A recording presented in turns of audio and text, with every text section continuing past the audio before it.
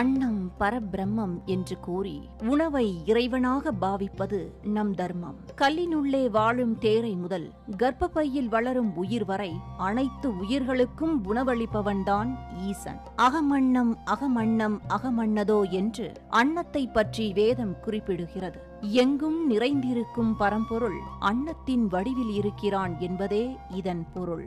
அன்னம்தான் உலகில் வாழும் உயிர்களுக்கு அடிப்படை.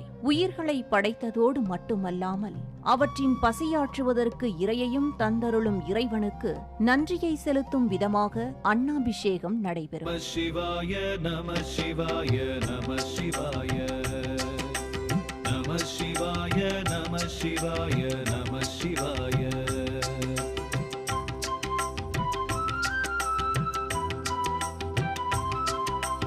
ஐப்பசி மாதம் பௌர்ணமி நாளில் அன்னாபிஷேகம்.